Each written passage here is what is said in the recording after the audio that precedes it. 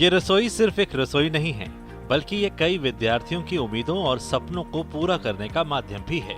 महाराष्ट्र के पुणे जिले के अंबेगांव तहसील स्थित घोड़गांव में एकीकृत आदिवासी विकास विभाग और स्त्री शक्ति संस्था के सहयोग से इस सेंट्रल किचन की स्थापना की गई है। इस रसोई के माध्यम से लगभग 4,500 आदिवासी छात्राओं को प्रतिदिन पौष्टिक और गुणवत्तापूर्ण भोजन उपलब्ध कराया जाता है। यह भोजन न सिर्फ समय पर दिया जाता है, बल्कि इसमें बच्चों के पोषण का भी विशेष ध्यान रखा जाता है, जैसे कि रागी, हरी पत्तेदार सब्जियां, चपाती, भात, पराठा, इडली, मिसल पाव और रागी नारियल बिस्कुट जैसे तत्व जो बच्चों में कैल्शियम और हीमोग्लोबिन बढ़ाने में मदद करते हैं। मैं स्त्री शक्ति संस्था के माध्यम से महाराष्ट्र के आदिवासी प्रकल्पों में काम कर रही हूँ। इन प्रकल्पों के अंतर्गत आदिवासी बच्चों को गर्म, ताज़ा, पौष्टिक भोजन लंच, डिनर और स्नैक्स के रूप में दिया जाता है। हमें घोड़ेगांव आदिवासी प्रकल्प पर काम करते हुए 3 साल हो चुके हैं।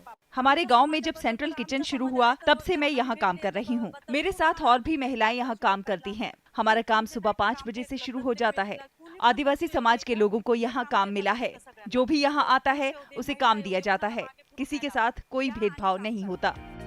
ये सेंट्रल किचन जुन्नर, अंबेगांव और खेड़ तहसीलों की 16 आश्रम शालाओं के लिए काम करता है।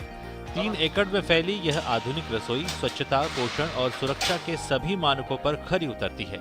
यहाँ पर सीसीटीवी निगरानी, जीपीएस ट्रैकिंग, आरओ वाटर और प्रतिदिन कर्मचारियों के स्वास्थ्य जांच जैसी सुविधाएं हैं। इसका सबसे खास पहलू है यहाँ काम करने वाली आदिवासी महिलाएं और युवा, जिन्हें यह प्रकल्प आजीविका और आत्मनिर्भरता दे रहा है। पहले जो महिलाएं जंगल और प्राकृतिक साधनों पर निर्भर थी, आज वे स्वाभिमान के साथ भोजन कर रही हैं और वही भोजन स्कूलों में पढ़ने वाले बच्चों को दिया जा रहा है।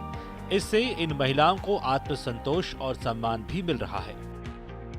मेरे पिताजी किसान हैं, ज्यादा कमाई नहीं होती। सेंट्रल किचन की वजह से हमें पेट भर और अच्छा खाना मिल रहा है।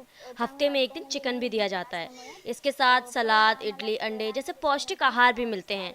आगे चलकर मैं नर्सिंग का कोर्स करना चाहती हूँ और मुझे पूरा विश्वास है कि मैं अपने लक्ष्य तक जरूर पहुँचूंगी। इन आदिवासी बच्चों के आहार की निगरानी करना एक बड़ी चुनौती थी। ऐसे बच्चों को समय पर और पोषण युक्त भोजन उपलब्ध कराना बहुत कठिन कार्य था। इसी समस्या को हल करने के लिए सेंट्रल किचन की संकल्पना सामने आई। अब इन बच्चों को हर दिन अच्छा, पौष्टिक और गुणवत्तापूर्ण भोजन दिया जाता है। यह स्त्री शक्ति संस्था के माध्यम से संचालित किया जा रहा है। स्त्री शक्ति संस्था की प्रमुख मनिंदर बेदी की प्रेरणादायक यात्रा 1998 में शुरू हुई थी।